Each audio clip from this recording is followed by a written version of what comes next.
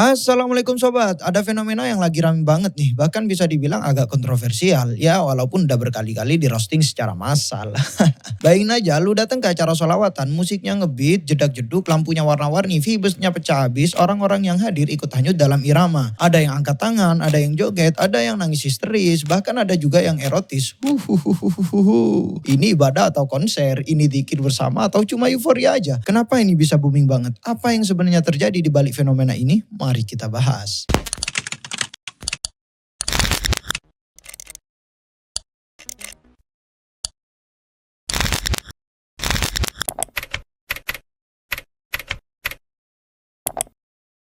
Oke, pertama-tama gue ingin jelasin ini pakai bahasa bayi aja lah ya. Gue mulai dari sebuah dongeng. Di sebuah kampung yang adem ayem tinggallah keluarga Pak Jaya dan Bu Rina bersama dua anak mereka yakni Aldi dan Raka. Aldi si anak sulung bisa dibilang anak baik-baik standar versi buku parenting. Jam berapapun disuruh sekolah, mau dikasih uang jajan atau enggak, dia tetap berangkat. Buatnya sekolah itu penting karena katanya ilmu lebih mahal daripada sekedar jajan cilok di kantin. Beda sama adiknya, Raka si bocah bandel penuh negosiasi. Dia nggak akan bergerak kalau nggak ada insentif. Setiap pagi dramanya sama. Bu, kalau aku nggak dikasih duit, aku nggak bakal sekolah. Dan ini bukan gertakan. Karena memang pernah suatu hari dia benar-benar tidur lagi setelah dengar jawaban ibunya nggak ada uang. Alias ini udah sifat akut yang memang nyangkut di otaknya. Nah, melihat tingkah laku adiknya, Aldi sering heran. Kenapa sih lu nggak kayak gua? Sekolah itu wajib, Raka. Raka cuma ngangkat bahu sambil ngunyah gorengan. Ya beda orang beda cara lah, Kak. Lu gampang dikasih tahu, gua butuh alasan lebih buat ngelakuin sesuatu. Hidup tuh harus ada funnya dikit lah, Kak.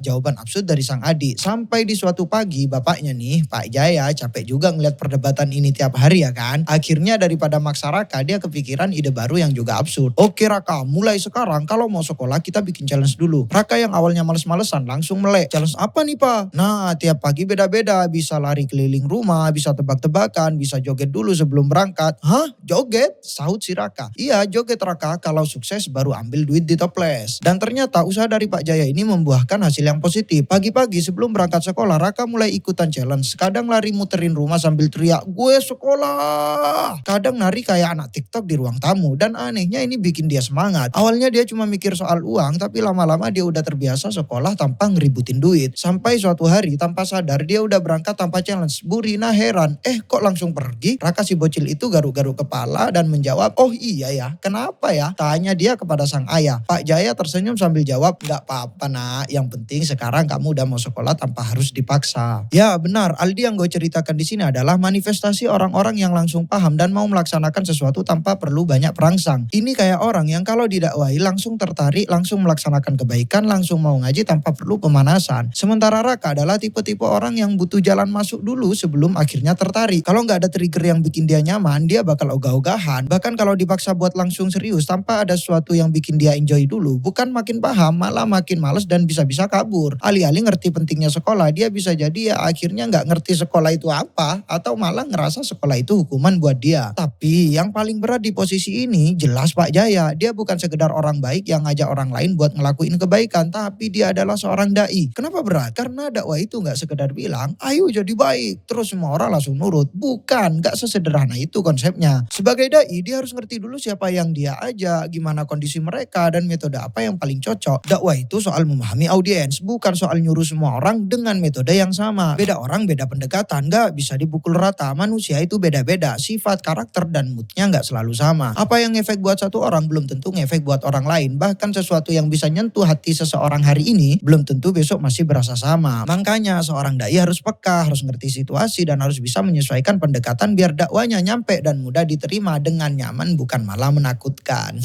Misalnya kalau dalam dongeng tadi Pak Jaya ngasih duit ke si Raka biar dia mau sekolah. Lah pertanyaannya, kalau cukup ngasih duit biar si Raka sekolah, ngapain harus challenge-challenge absurd kayak tadi itu?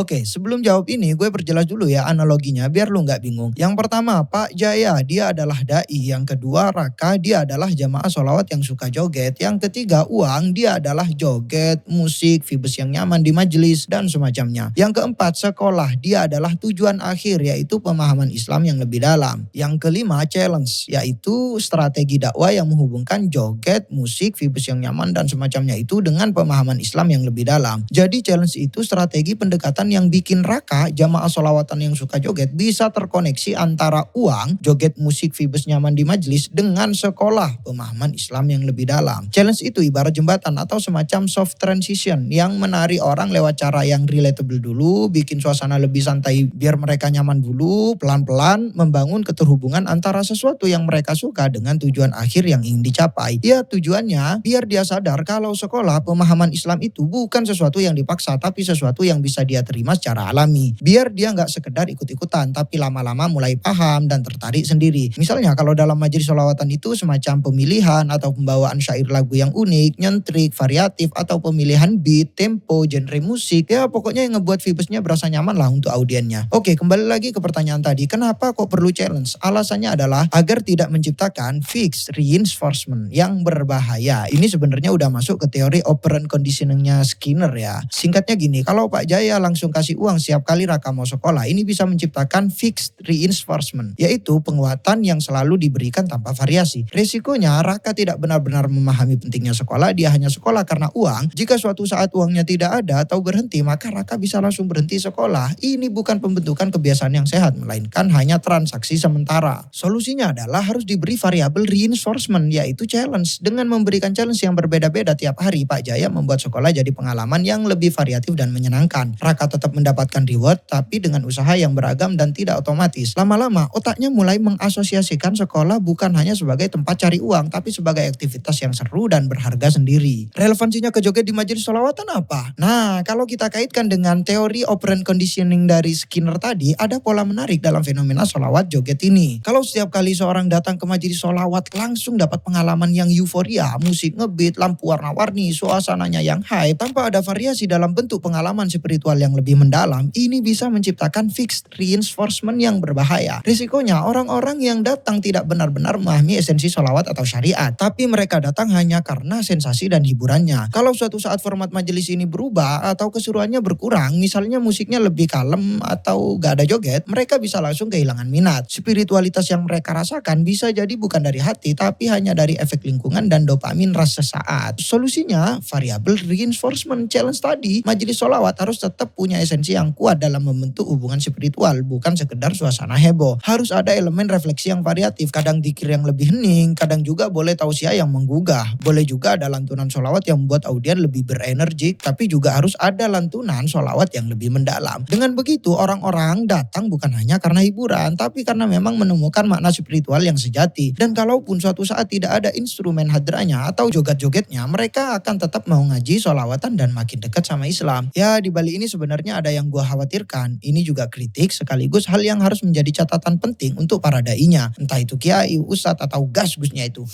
Jangan sampai apa yang lu buat itu terjebak pada efek over justification. Jangan sampai Raka jadi kecanduan reward. Dalam psikologi ada fenomena yang bernama over justification effect, yaitu ketika seseorang terlalu bergantung pada reward eksternal sehingga kehilangan minat asli terhadap sesuatu. Contoh, kalau anak terbiasa hanya belajar karena diberi hadiah, lama-lama dia nggak akan mau belajar kalau hadiahnya dicabut. Kalau orang terbiasa datang ke majelis cuma karena ada penyanyi sholawat favoritnya misalnya, nanti kalau penyanyinya nggak ada, dia mungkin nggak mau datang lagi. Solusinya adalah mengurangi reward secara bertahap. Dengan sistem challenge tadi, Pak Jaya perlahan mengurangi ketergantungan Raka pada uang jajan. Sehingga ketika challenge dihilangkan, Raka tetap punya kebiasaan sekolah. Kalau ada jamaah yang datang karena tertarik dengan irama dan suasana, itu nggak masalah. Lama-lama mereka akan mulai tertarik dengan esensi sholawat itu sendiri, bahkan tanpa unsur hiburan tambahan. Joget atau semacamnya jadi trigger di awal, tapi bukan tujuan akhir. Tujuan akhirnya adalah keterikatan hati pada agama. Sebagaimana dalam konsep fikih dakwah itu harus bertahap, gak bisa langsung saklek dan ngegas dari awal. Contohnya, Nabi di awal dakwah Islam gak langsung nyuruh orang ninggalin semua kebiasaan mereka. Larangan khomer aja turunnya bertahap, gak langsung dihukumi haram sejak awal. Kenapa? Karena manusia butuh adaptasi buat ninggalin kebiasaan lama dan menerima yang baru. Sama kayak orang yang awalnya datang ke majelis sholawat karena suasananya seru. Mungkin awalnya mereka datang cuma karena musiknya asik, vibe-nya enak, atau karena ada penyanyi favoritnya. It's fine, itu fase awal. Tapi lama-lama kalau dakwahnya dilakukan dengan baik, hati mereka akan mulai tertarik sama esensi sholawat itu sendiri. Nah, kalau udah di posisi ini, lu harus masuk pada tahap selanjutnya. Namanya juga bertahap. Bertahap itu nggak cuma di proses awal. Bertahap itu dilanjutkan terus sampai goal akhirnya tercapai. Contoh simpelnya nih, kalau lu udah di tahap ini, lu jangan tetap ngegas dengan musik yang jedak-jeduk duduk itu terus, kurangi intensitasnya. Yang awalnya mungkin full 100%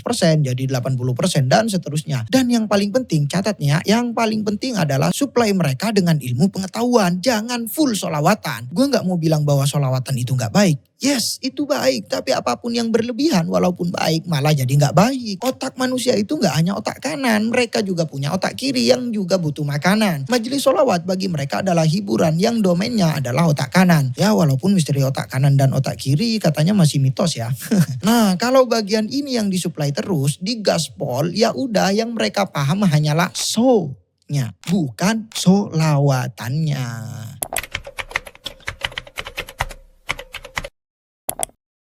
Oke, joget dan semacamnya itu hiburan. Tapi masalahnya, apa yang lu anggap hiburan di majelis sholawat yang viral di media sosial, itu ada yang udah kelewatan batas. Misalnya jingkrak-jingkrak, loncat-loncat, atau teriak-teriak, atau goyang ngebor berjamaah, meliuk-liukkan badan, kayak ukti-ukti yang jogetnya udah dianggap spek yali-yali.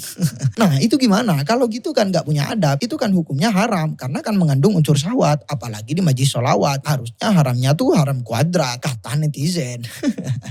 Oke, kita bahas. Kalau udah bicara soal haram atau halalnya, berarti ini ranahnya fikih dan fun fact-nya para ulama udah membahasnya di masa lalu. Fatwa-fatwa mereka sangat beragam, penuh dengan argumen, dalil, dan dialektika. Kalau soal jogetnya, istilah yang dipakai oleh ulama-ulama fikih adalah ar-roksu, yang definisinya menurut Ibnu Abidin adalah ekspresi fisik yang selaras sama beat atau melodi, bisa halus, bisa energik, maju mundur, kanan kiri, atas bawah, tergantung konteksnya. Terkait hukumnya, Hanafiyah, Malikiyah, Hanabila, dan sebagian Syafi'iyah bilang joget itu makruh. Ingat, makruh. Kalau versinya Ibnu Taimiyah pastinya ya sat-sat haram, karena menurut beliau kalau joget dijadiin ibadah atau dzikir itu udah masuk ranah yang bid'ah, maksiat, karena memang gak ada dalil yang memerintahnya baik dari Al-Quran, hadis, dan generasi salaf. Tapi sebagian besar ulama Syafi'iyah sih lebih longgar, mereka bilang joget itu gak haram, gak makruh alias mubah, boleh-boleh aja. Imam Bulkini punya batasannya sendiri, kalau jogetnya sampai kelewatan dan bikin orang kehilangan harga diri baru masuk kategori haram. Tapi kalau masih wajar-wajar aja ya chill aja sih. Atau misalnya dari kalangan sufi, ya walaupun tadi juga pasti ada ulama sufinya ya, sebut saja Imam Al-Ghazali. Menurut beliau, adab keempat dalam zikir dan ibadah adalah jangan lebay. Kalau bisa nahan diri, gak perlu teriak-teriak dan nangis histeris pas zikir atau ibadah. Tapi kalau gerak kayak joget atau berusaha buat nangis, itu masih mubah, boleh-boleh aja. Kenapa? Karena tabaki, berusaha menangis, menurut Imam Al-Ghazali bisa bikin hati lebih khusyuk dan inget dosa. Dan roksun, gerakan tubuh, bisa nambah semangat dan bikin suasana lebih hidup. Selama gak ada unsur pamer atau ria, masih aman. Jadi standarnya ria atau enggaknya ya. Tambahan dari Imam Al-Ghazali yang dikutip dalam kitab Al-Fiqhu Alal Madhahibil Arba'ah. Menurut beliau, selama gerakannya gak nyerempet ke hal-hal yang bisa membangkitkan syahwat, ya aman. Kalau udah menjurus ke tarian erotis atau gerakan yang berlebihan, nah itu udah beda cerita. Fun fact-nya lagi nih, dalil bagi yang memperbolehkan dan memakruhkan sebenarnya sama, yaitu hadis sahih yang menceritakan sekelompok orang Habasyah atau sahabat lainnya pernah menari di Masjid Nabawi atau di hadapan Nabi dan tidak ditegur oleh Nabi. Hadis ini banyak versi dan riwayatnya. Ada yang versinya Anas bin Malik yang menyebutkan bahwa orang-orang Habasyah menari di hadapan Nabi sambil berkata, Muhammad adalah hamba yang soleh, Muhammad adalah hamba yang soleh. Kemudian Nabi bertanya, apa yang mereka sebutkan itu? Ketika sudah dijawab, yakni Muhammad adalah hamba yang soleh, akhirnya Nabi tidak melarang mereka. Ada juga versi dari Sayyidah Aisyah. Suatu hari kami bersama Rasulullah lagi duduk santai, tiba-tiba kami dengar suara rame-rame dan anak-anak kecil yang berisik. Rasulullah langsung bangun buat ngecek, ternyata ada seorang wanita Habasyah lagi joget dikelilingi anak-anak tersebut. Terus beliau bilang ke Sayyidah Aisyah, Aisyah sini, lihat ini. Masih cerita tentang Sayyidah Aisyah dalam riwayat yang lain. Pada suatu hari, orang-orang Habasyah dan Junud pernah menari di Masjid Nabawi pas hari raya dan Rasulullah membiarkan mereka tanpa melarang. Bahkan beliau ngizinin istrinya buat nonton pertunjukan itu sambil berlindung di balik Rasulullah. Kalau dalam riwayat yang lain lagi, Sayyidah Aisyah nyenderin kepalanya di pundak Rasulullah sambil nonton mereka bermain dan menari. Sampai Sayyidah Aisyah bilang, saya terus ngeliatin pertunjukan mereka sampai akhirnya saya sendiri yang mutusin buat berhenti nonton. Artinya durasinya lama banget lah. Ada juga versinya Abu Hurairah. Ketika orang-orang Habasyah sedang menari di depan Nabi dengan tombak mereka, Umar masuk lalu ia mengambil batu kecil dan melemparkan kepada mereka. Sontak Nabi berkata kepada Umar, biarkan mereka wahai Umar. Nah dari hadis yang diriwayatkan oleh Abu Hurairah ini ada ulama yang mix antara hadis ini dengan hadis Habasyah yang nari tadi itu. Mereka ngejelasin kalau tarian orang Habasyah di hadapan Rasulullah yang tadi sebenarnya bukan joget sembarangan, tapi lebih ke latihan manuver perang pakai senjata mereka. Ini juga cocok sama riwayat lain lain yang nyebutin bahwa mereka bermain dengan tombak di hadapan Rasulullah. Bukan sekedar joget hiburan biasa, jadi konteksnya lebih ke latihan ketangkasan, bukan pesta atau euforia semata. Ada juga sebuah riwayat yang nyeritain kalau Ja'far bin Abi Thalib radhiyallahu anhu pernah joget di hadapan Nabi setelah Rasulullah bilang ke dia, wajah dan akhlakmu mirip denganku. Saking senengnya dapat pujian kayak gitu, Ja'far refleks gerak-gerakin badannya karena euforia yang gak tertahankan. Yang menarik, Nabi sama sekali gak nyalain atau negur dia. Bahkan menurut Ibnu Hajar Al-Haytami ada banyak sekali ulama-ulama besar yang membolehkan bahkan mempraktikkan berdiri dan menari di majelis dzikir atau majelis semacam nyanyian religi. Termasuk salah satunya Izzuddin Syekhul Islam Ibnu Abdissalam. Kalau pinjam istilahnya ilmu tasawuf, joget-joget ini disebut sebagai ekspresi ekstase spiritual, wajdun, yakni reaksi alami seseorang yang sedang mengalami keintiman dengan Allah Subhanahu wa taala. Pertanyaannya sekarang, kenapa kalau dalilnya sama dengan segala macam dimensi riwayatnya tapi hukum yang dihasilkan kok berbeda? Nah, kalau bahas ini secara detail sebenarnya kompleks banget sih. Singkatnya gini, mereka punya dalil dan riwayatnya masing-masing walaupun secara esensi sama. Mereka punya standar metodologi pengambilan hukum yang berbeda-beda. Belum lagi situasi dan kondisi dari ulama yang membuat fatwa dan warga yang menerima fatwanya juga beda-beda. Alhasil mereka punya konteks dan pendekatannya masing-masing yang pastinya klop dan maslahat buat umatnya di masanya masing-masing.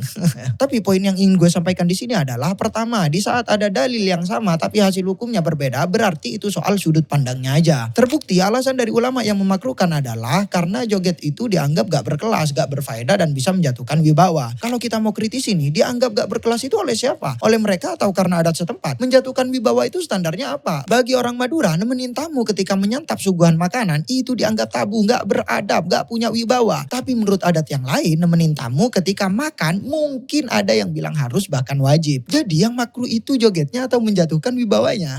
Begitu juga alasan dari ulama yang membolehkan. Mereka beralasan joget itu cuma gerakan fisik, kadang lurus, kadang belak-belok. Tapi kalau kita mau kritisi juga, gimana kalau lenggak-lenggoknya itu udah melewati batas? Misalnya udah nyerempet ke gerakan-gerakan yang erotis yang membangkitkan syahwat lawan jenis. Ya pasti haram kan?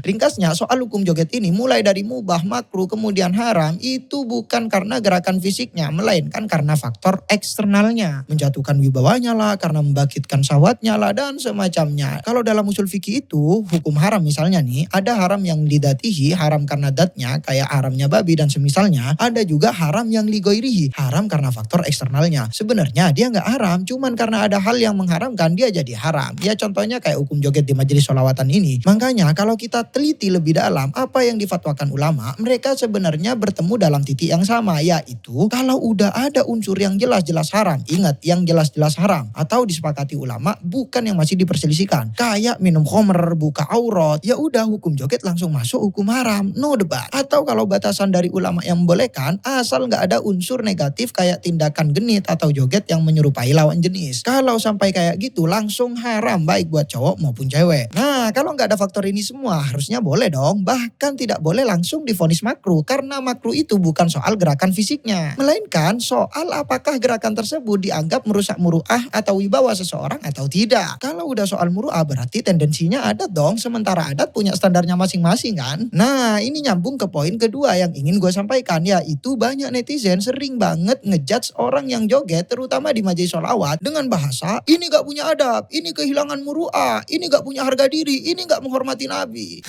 Tapi pertanyaannya, beneran semua yang joget otomatis gak punya adab gitu? Atau ini cuma masalah adat dan kebiasaan aja? Menurut ulama fikih, kesaksian seorang penari rokos bisa ditolak karena dianggap jatuh muru'ahnya, kehilangan wibawa. Tapi ada syaratnya. Syafi'iyah dan Hanabila ngejelasin kalau yang bikin seseorang jatuh harga dirinya itu bukan karena joget sekali atau dua kali, tapi kalau dia sering banget joget-joget sampai dianggap gak wajar di lingkungannya. Bahkan mereka juga bilang beda daerah beda standar. Di satu tempat mungkin joget dianggap biasa, tapi di tempat lain bisa dianggap aneh. Jadi adab itu gak selalu hitam putih. Apa yang dianggap berkelas di satu tempat bisa jadi biasa aja di tempat lain. Joget di majelis sholawat mungkin aneh bagi sebagian orang, tapi buat yang biasa itu ekspresi spiritual yang menurut mereka masih wajar. Gak otomatis joget bikin orang kehilangan adab. Poin yang ketiga, soal jamaah perempuan yang viral. Jogetannya erotis sampai dijudge LC Syar'i karena gerakannya yang secara kasat mata membangkitkan syahwat laki-laki.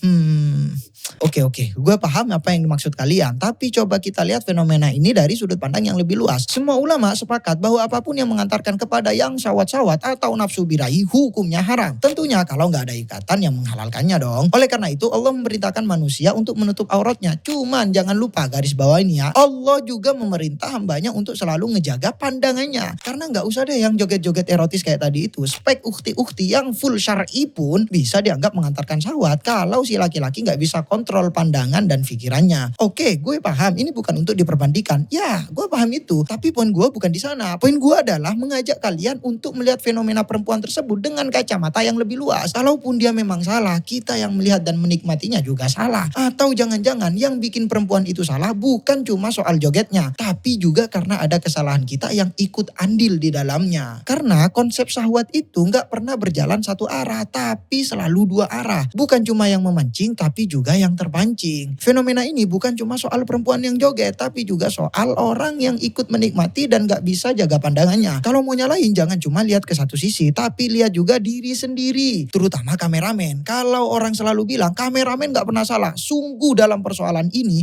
lu yang paling bersalah.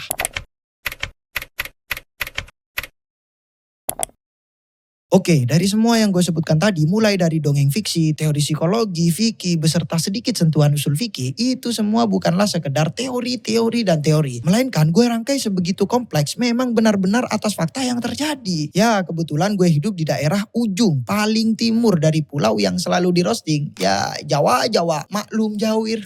Dan secara bersamaan dari kecil, gue juga hidup sebagai santri yang ormasnya selalu di roasting juga, sebagai salah satu klub bola di Premier League. Ya, Newcastle United.